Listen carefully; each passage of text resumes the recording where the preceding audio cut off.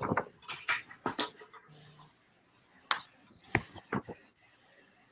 this off.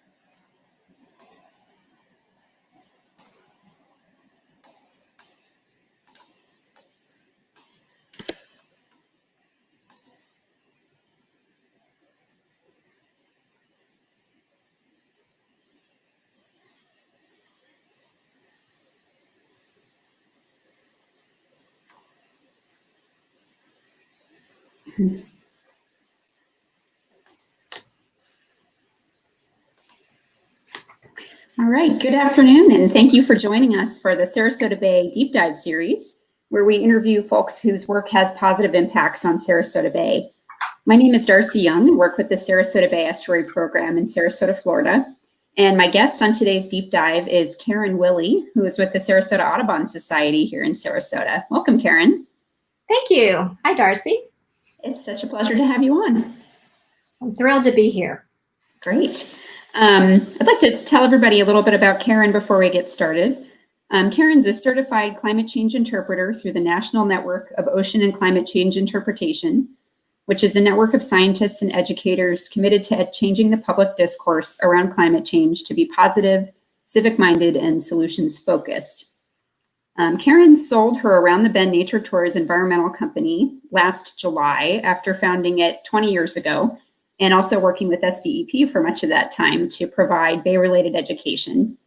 She is a climate change communicator, a flower hunter, a people connector, a tree hugger, and an educational consultant who is helping folks to learn more about Florida native plants and ecosystems.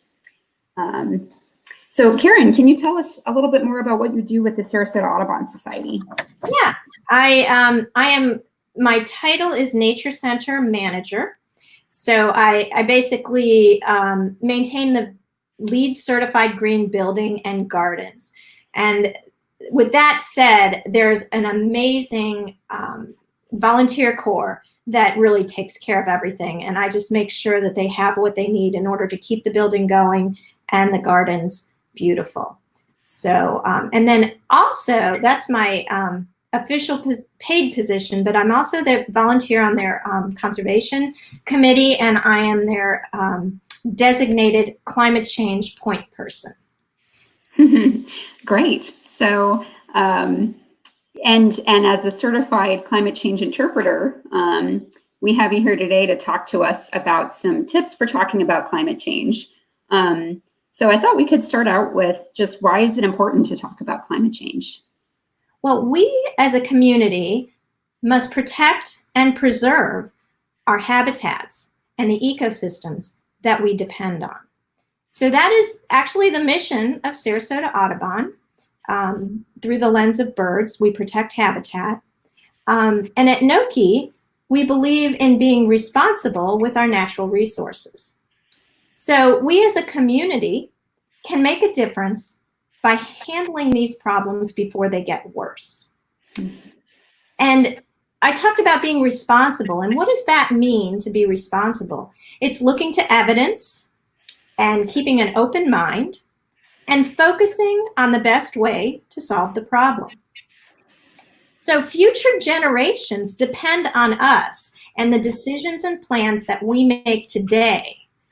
So practical, feasible, and step-by-step approaches allow us to make real progress against the effects of climate change. So I want to show you some numbers, actually, if we can. Got it coming. Yes, Here we go. there we go. All right, so 70%, this is from the Yale Project on Climate Change Communication last fall. They did a survey and found that 70% of Americans agree that climate change is happening, but 65% are very rarely or never talking about it. So basically, you can turn that around and say 35% of Americans are talking about climate change and the rest of us are not. So we want to change that dynamic and get more folks talking, because it's the only way things are going to change and happen. Great. So, I think one thing that you can see in those numbers is that, people believe climate change is happening, but it's also just really difficult to talk about, even for those of us who work on it, I would say. Why do you think it's so hard to talk about climate change? People aren't familiar with what it is. So at NNOCCI is the National Network for Ocean and Climate Change Interpretation. And we are what's called a generative social network, which means we're a network of institutions, zoos, aquaria, and informal educators, and scientists. And we work as individuals within the network representing those institutions, and we as individuals in the group can make decisions. So we can make quick decisions based on science and what needs to happen next. So there are 184 institutions nationwide in 38 states. So we're really a big network, and so we want to help folks to understand the concepts and learn how to communicate them. Great. What led you to work with that group, Karen? So I learned about them through a state network of environmental educators in 2013. And I looked into it, and at that time, NNOCCI was in the 4th year of a 10-year grant, and they were expanding from zoos and aquariums to the greater informal educators, and they were trying to get the word out. And so I looked into it thinking, Around the Bend is small. We're not an institution. But they said, you're good. And so we sent a contingent. We had to have 2 people in a cohort. So it was myself and Sean Carper, who's an marine biologist. And we went up, and it was a 3-month intensive. We went up for 3 weekends. We went north. So 2 weeks we went to the New England Aquarium and in Boston.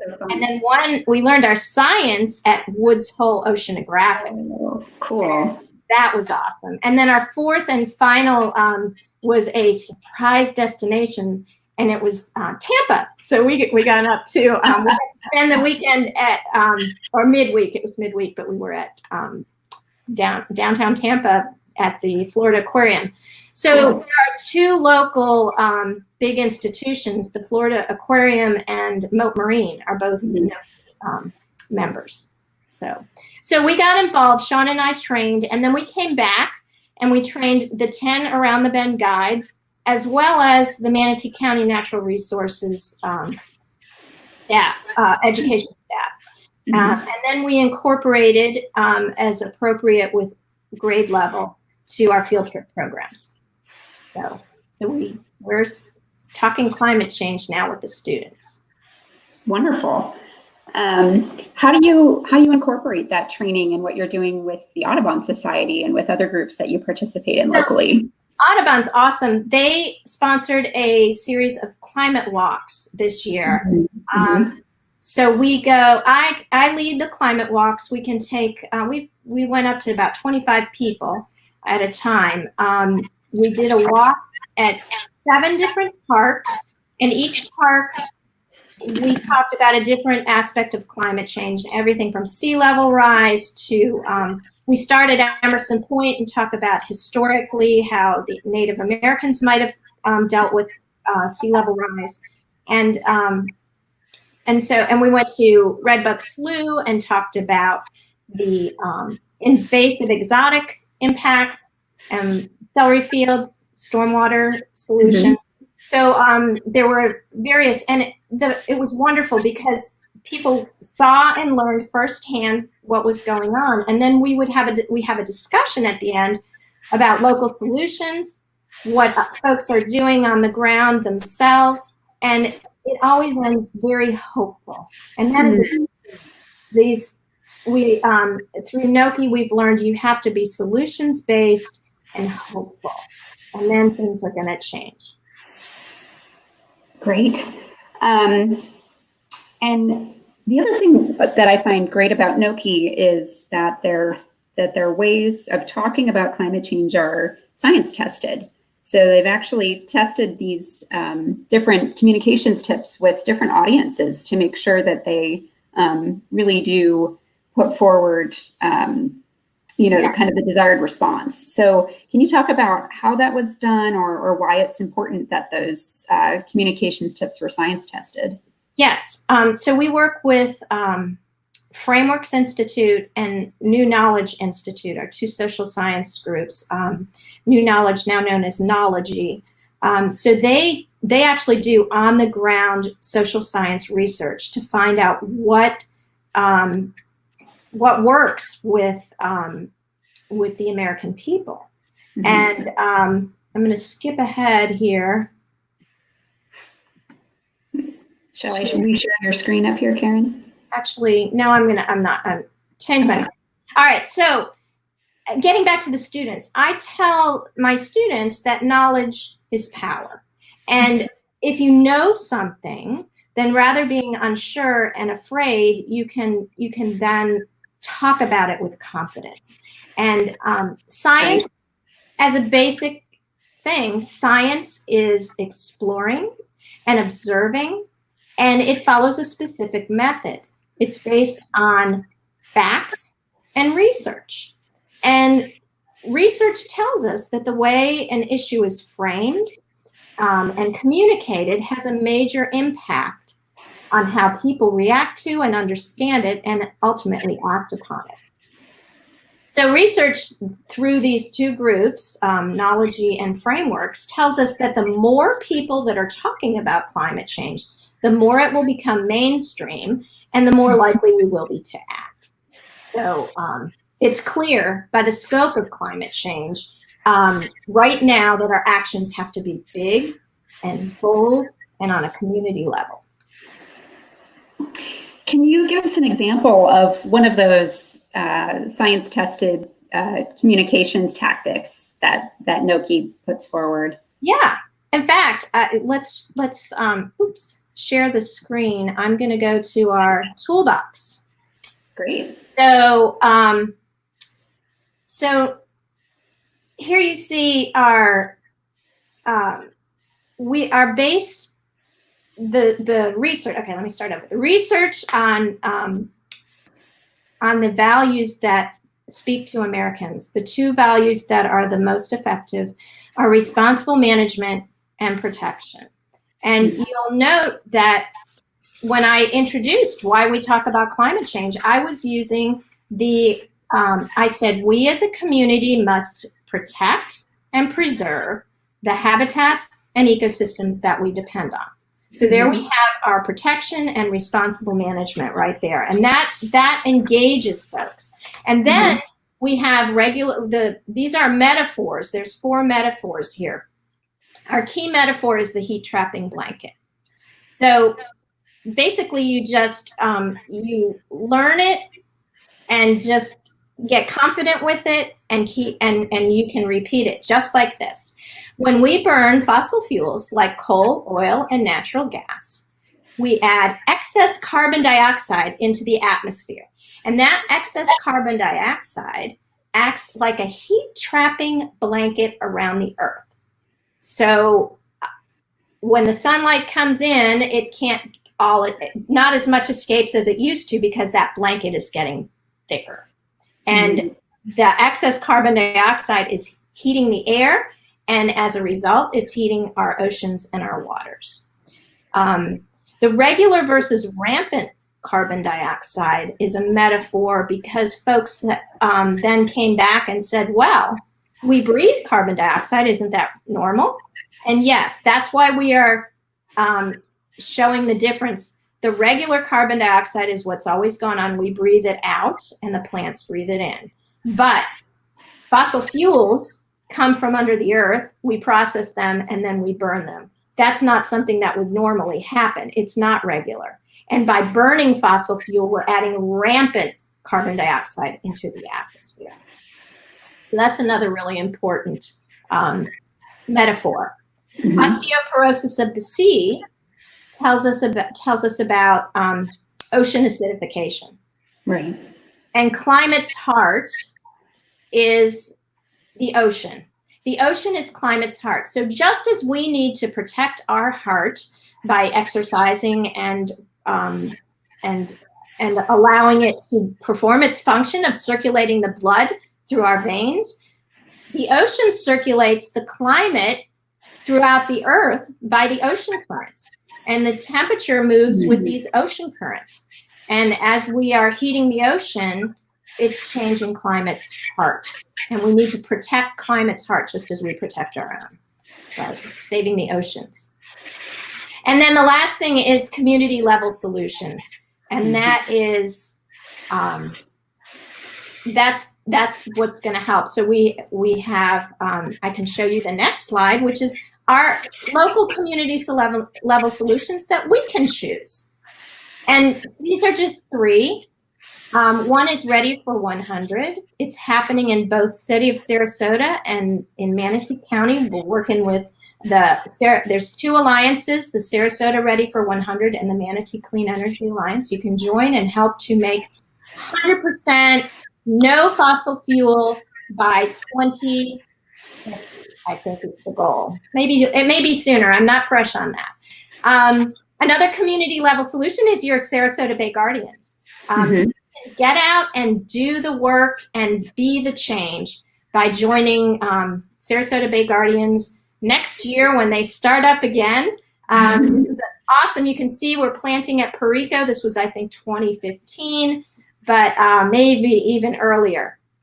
So we clean trash. We do all kinds of stuff 6 to 8 times a year. So, and then the last thing is register and vote Earth. Vote for the candidates who are going to do the right thing for our only planet. So here we are. It's hopeful. All this stuff is hopeful, and it makes you feel good. And you can then be affecting the change. Awesome. Yeah, and I love these community level solutions in part because there are guidelines there for what you need to do. It's not, something that you even need to spend money on your own property. Karen, I'm wondering if we can back up to the last slide really quickly. Okay, here we go. There we are. Okay, so there's 2 things I want to get at here. Number one is, can you contrast the framing of responsible management and protection to the way that we often see climate change framed in other media, with kind of a fear framing? Yes. Is that still valuable to use, or do you want to stick with these two all the time? No, the research shows that crisis messaging turns people off. If you're hearing big, scary things, you don't want to engage. You want to run away. And so this is what the research has shown. These two things, these two values, responsible management and protection, resonate particularly with Americans. So these are really, and when you're learning how to interpret, there's the NAI, the National Association of Interpretation, is used, it's a national group used by park rangers and all kinds of folks who are teaching the outdoors. And they say you have to go with the intangibles, the values that speak to people. That's how you're going to, when you reach their emotions and their heart in a hopeful way, that's how you're going to change the discourse. So this is really, really important. And thank you for bringing it up, because crisis is what we want to avoid. And when we run workshops, we have this whole area we call the swamp. And there's handouts to help you avoid the swamp, which is where crisis lies. And crisis lurks in the swamp, and we want to stay out in the open with hope. I think one of the great things about those two ways of framing is that it appeals to people's better natures, right? I think everybody wants to be responsible management and protection of things that they care about. Oh, great. We have an audience question from Maya. Hey, Maya. She wants to know, people always underestimate the role of oceans in climate regulation.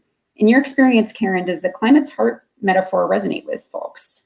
Yes, it does. People don't realize it, and how important that connection is. So when you use that metaphor, and everybody understands how the heart circulates blood through your body and you need it to survive, and connecting that to how the circulation system within the ocean is what regulates our climate is an eye-opener to people, and it really helps people to understand and move forward. So yes, it really does resonate. It's like oh my gosh, I never really thought about it that way. Yeah, I certainly didn't before you and I started talking about this stuff. It's really clever. I think it's great. That one and Osteoporosis of the Sea is another good one. We used that one with Emily Hall when we did her deep dive interview a few weeks ago. Great. So I want to just share with you. We have these cards that you will get when you are if you take a workshop with NNOCCI, and they are, here's the two, and it gives you a script. I could actually read from this, but I won't. But you can, until it helps you to practice and become, a better communicator. And that is the key, is practicing, just like with anything else. And the general concepts, and then actually your script.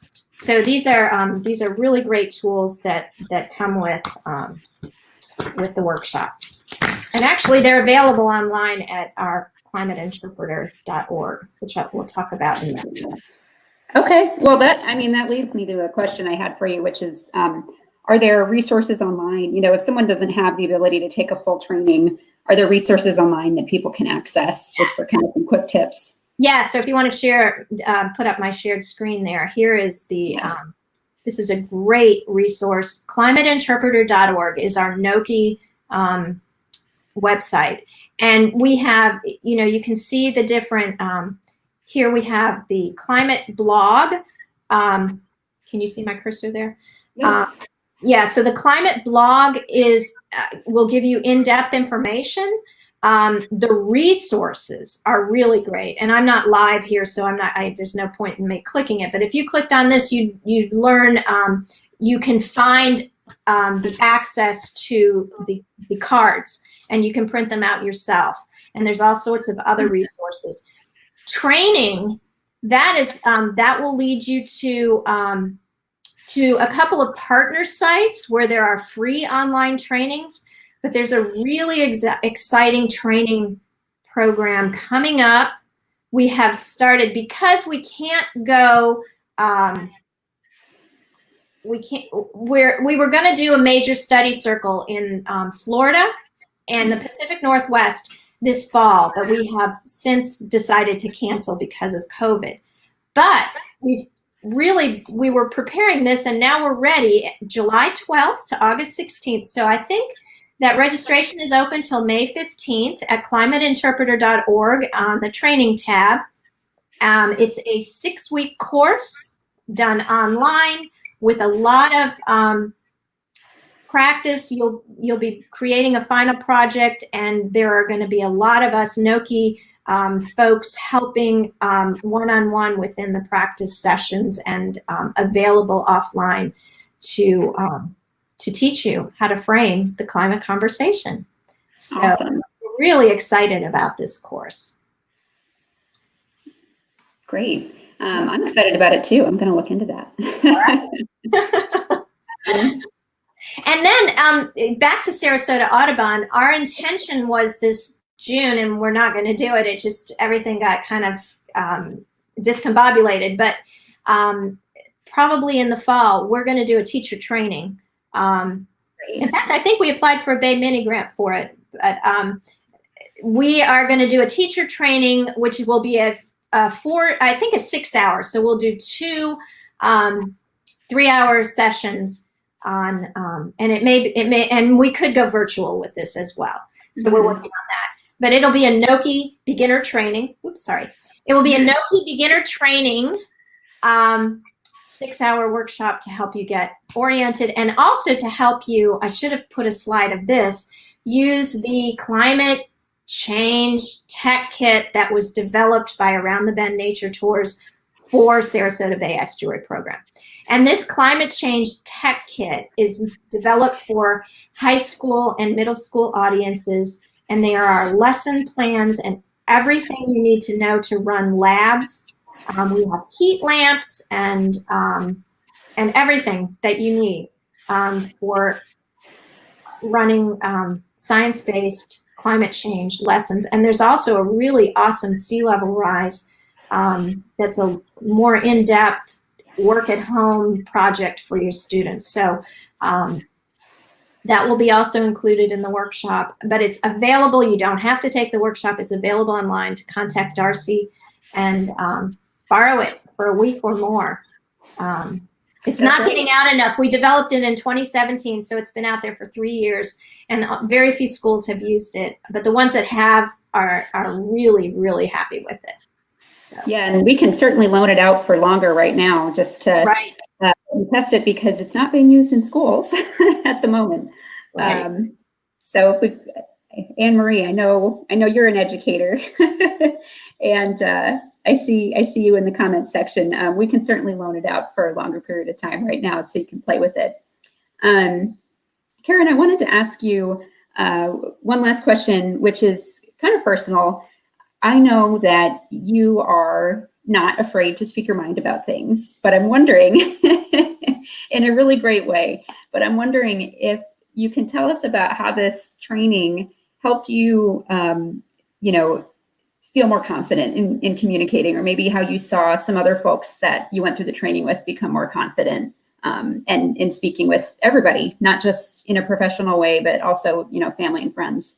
Well, I will tell you, I am not a confident speaker. When I'm doing it, I work myself up to this, but a lot of practice. I do have notes here, and practice helps so much. And that was the main, the one take home. The 2 take home things that really got me was the science around ocean sea level rise was not just ice melting, land-based ice melting, but the expansion of the water itself from the heat going into the ocean.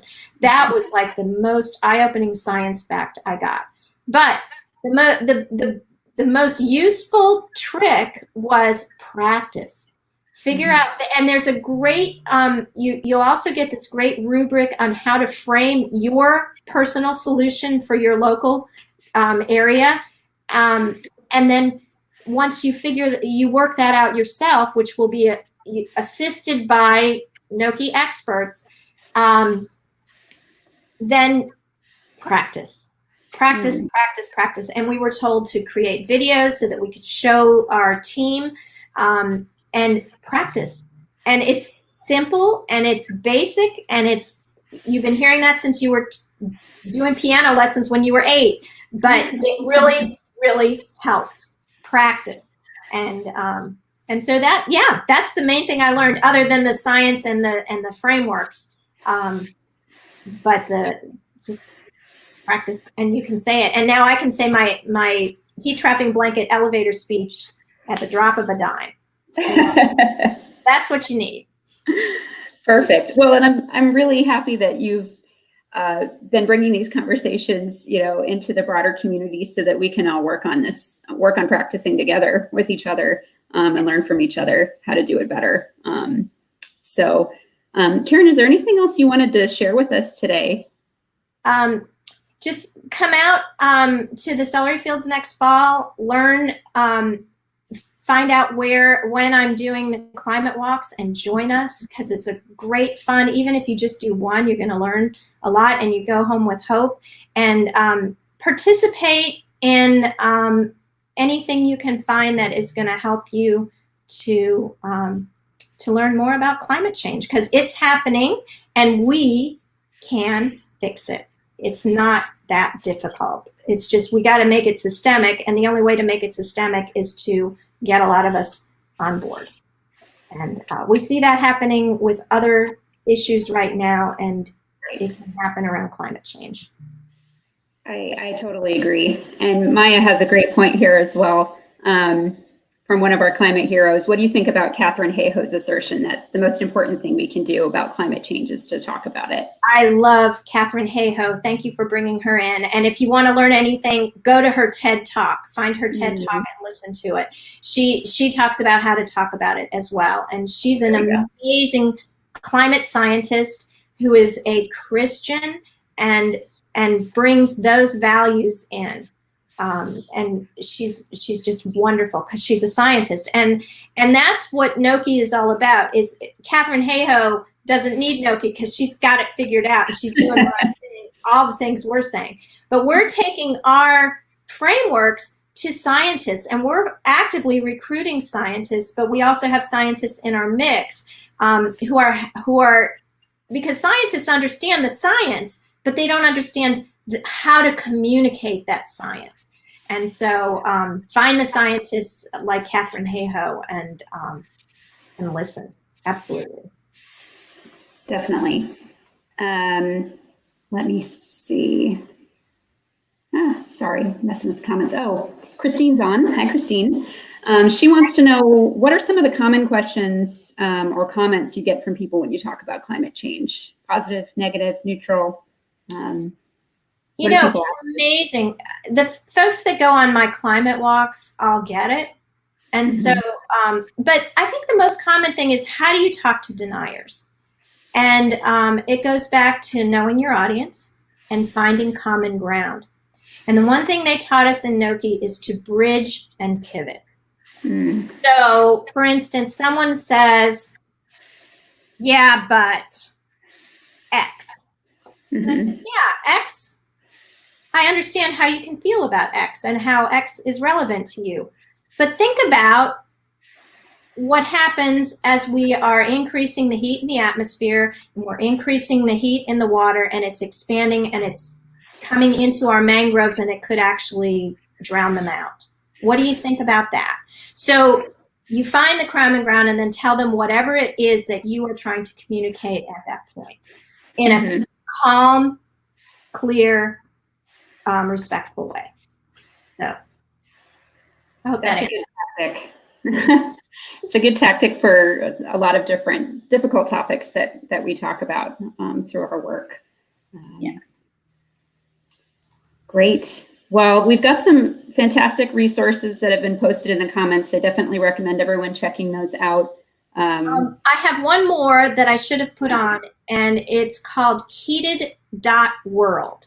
And there's a journalist named Emily Atkin who is pissed off about climate change, and that's her words. And it's a podcast, right? And she interviews Maya. I like that Maya put a Washington Post link to a Black climate scientist. And heated.world today, if you go online and type in heated.world, you will find today's interviews with that very scientist. And that's not protected. You can read it. So, she talks about, she interviewed Al Gore last week. She really brings it forward in a clear way, and she has some really good podcasts. She had a podcast with Bill McKibben. He's another awesome speaker. 350.org.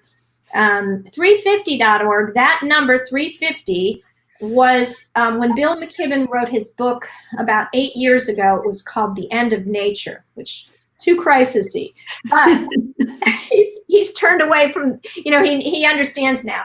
But he says that he determined at that point, when our amount of carbon in the atmosphere is at 350 parts per million, that is a point of no return. Well, guess what? We're at 450 today. And so we're past 350, and it's past time to make changes, and we can turn it around. It's just going to take longer now, but we have to do it. And so there's a lot of it. All right. Oh, Wayne has something to say. What's Wayne saying? Yeah, Wayne has Wayne's on as well. Hi, Wayne. Thanks for joining us. He says he's been trained and is a member of NNOCCI as well, but he's not been active. What can he do to help? Okay, so there's different levels in Climate Interpreter. So you can join and get on Climate Interpreter, but to really get in depth with it, you want to take a training. So beginner level workshop will get you on, but then you need to do either the crash course or a study circle. So that would be your next step. And then just go to climateinterpreter.org and make use of the resources and the trainings that are on there that are free. So absolutely, Climate Interpreter is a wonderful resource to connect you other places as well. And Wayne, I would disagree that you're not active. And he may not be, he needs to practice, right? Not as but yeah. Karen, you were talking about before we got on that you have a Slack channel open on your computer with your NNOCCI folks, and that part of what's so great about it is that you are able to communicate with other people who are doing the same thing, and maybe by joining that kind of group, you can get more ideas about what you can do. That's more. I'm really active in NNOCCI. I'm on the governing council, so I sit on their external engagement committee. So I'm learning a lot about how to speak out and how to work on social media. And what we're doing this year, the National Science Foundation grant ended about 18 months ago, and so we're on our own. And we had a small budget from Monterey Bay Aquarium and New England Aquarium, but COVID knocked that out. Yeah. The aquariums and zoos are in dire straits. Yeah. Most all of the education staff is gone. More than 3/4 of the zookeepers are gone. They're just on skeleton crews because nobody's visiting, so they have no income. Right. So we are a support network, and we're also, the thing I didn't mention that I had intended to is there's a lot of social emotional work that comes along with being part of this network. We support each other, and talking about climate in a positive way can drain you because it is big and scary and real. And as you know more of the science, it becomes scarier. And so becoming part of a network is, we use the Slack channel also. There's a general channel just to hold each other up and put out there when we have problems and questions and just need a break. We support each other, and we did a lot of early in the isolation period. We did a lot of NNOCCI happy hours. So we're it's a really wonderful network in many different ways, and really understanding the emotional drain that it is helps us to continue. So I encourage everyone to learn more and get involved if you're so inclined. And if you're not, just go and take advantage of the wonderful resources there at climateinterpreter.org. Great. We'll put that one up. And also Sarasota Audubon, who supports this work that I do and supports the climate walks, which we'll do again next January.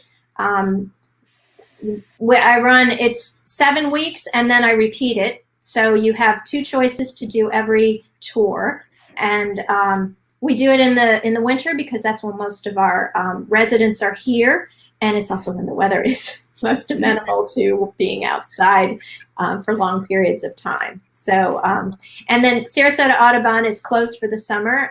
Our nature center will reopen on October 1st, and there will be docents out on the boardwalks to help you bird and learn about our environment. So join us at Sarasota Audubon as well. I was out at the celery fields a couple weeks ago and saw baby purple gallinules right off the boardwalk, and it was awesome.